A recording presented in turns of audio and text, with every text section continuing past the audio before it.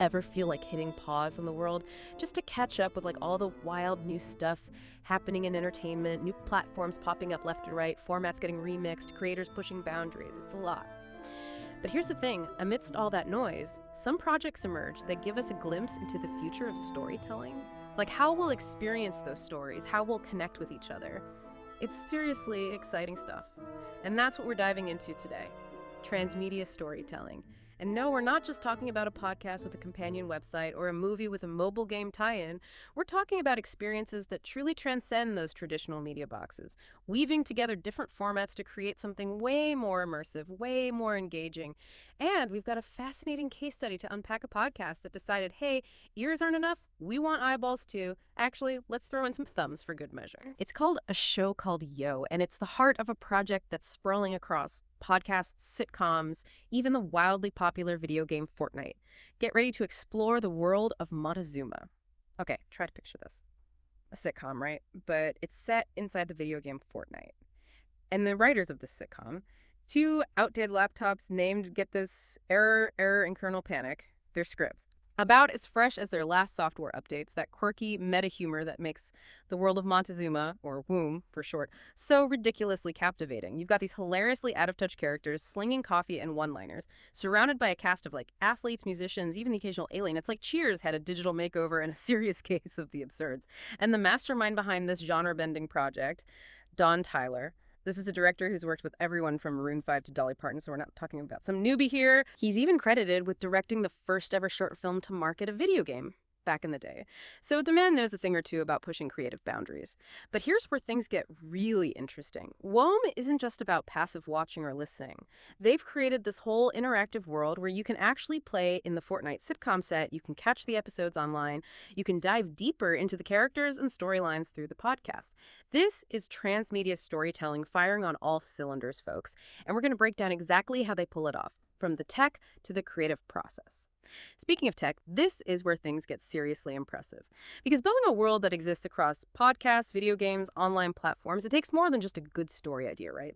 We're talking cloud-based systems for real-time collaboration, motion capture technology to bring those laptop-based comedians to life in Fortnite. And of course, the game development powerhouse that is Unreal Engine to make it all look slicker than a caffeinated robot barista.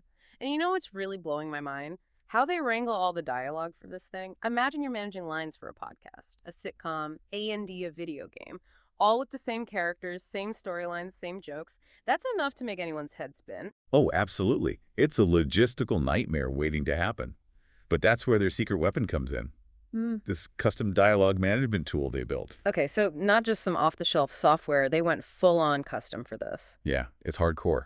They had to, because this project is so unique. It tracks every single line of dialogue, every script change, even what stage of production each piece is in. So we're not just talking about keeping the story straight, we're talking making sure error zingers land in the game the same way they do in the podcast. Exactly. Consistency is key, right? Yeah. But here's where it gets really interesting. They're planning to release this tool to other creators. Wait, hold on. So this tech that's revolutionizing how they're making transmedia, other people could get their hands on it. That's the idea. It's about democratizing a really complex process, which would be huge for the future of transmedia storytelling. That's a game changer right there. And it doesn't stop there. Remember how we talked about them bringing in those big-name guests to riff with Error, and Kernel Panic? Oh, yeah, like having them pop into the coffee shop, stir up some chaos. Well, they've got this whole system for seamlessly integrating those remote connections into their workflow. So a guest could be on the podcast, cracking jokes from their living room. And simultaneously, they're recording motion capture data for their sitcom character. You're telling me a comedian can be sipping tea in their pajamas and suddenly they're a cartoon character in a video game? Pretty much. And to make it even wilder, they're using Revolution's character creator to give those characters that high-end, almost Pixar-level polish. Okay, my mind is officially blown if this is next level stuff. But it makes you wonder, are they the only ones pushing these boundaries? What about other creators out there who are changing the game, so to speak? And speaking of game changers, we can't talk about innovation and entertainment without mentioning the phenomenon that is MrBeast. This guy's YouTube channel is practically a case study in going viral, and his impact on how we consume content, undeniable. I mean, this is a guy known for those over-the-top stunts, those massive giveaways. Like, he's the P.T. Barnum of the internet age, but instead of elephants and bearded ladies, he's got giant cash prizes and challenges that make you question reality. But here's the thing.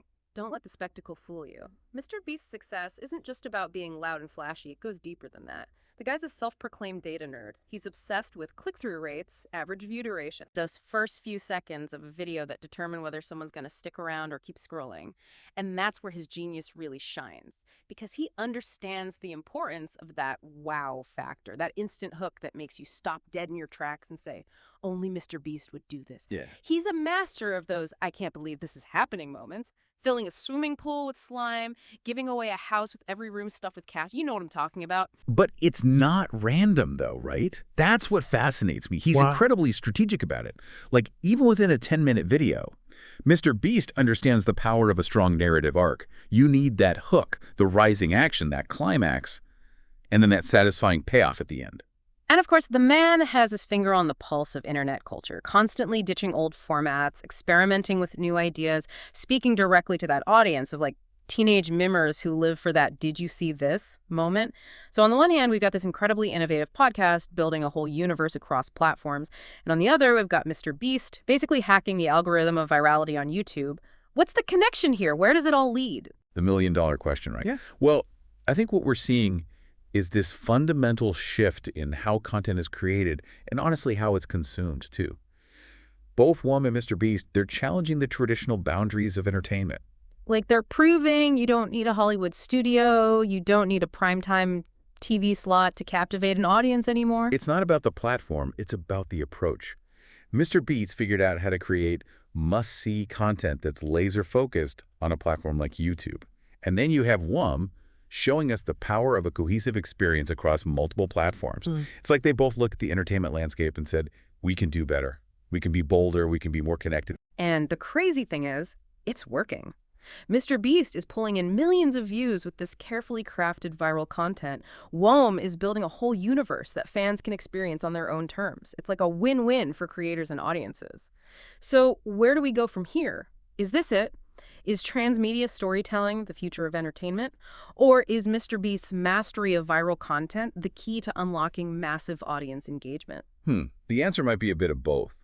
I think that sweet spot, that future of entertainment, lies somewhere between those high-stakes spectacles that MrBeast pulls off and that deeply immersive world-building that WOM is doing. So it's about knowing your audience, using technology in smart ways, and never being afraid to break the mold. 100%. The creators who win moving forward, they're going to be the ones who embrace innovation, who use data, and most importantly, who tell a good story.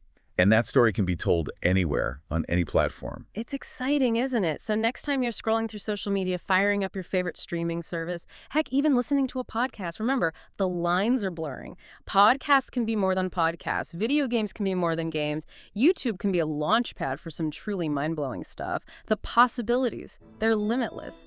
This deep dive has taken us from the wacky world of sentient laptops to the heart of internet virality, and hopefully you're leaving with a sense of excitement about the future of entertainment. We'll catch you next time on The Deep Dive, where we'll continue to explore the fascinating world of knowledge and ideas. And remember, don't just listen, dive in.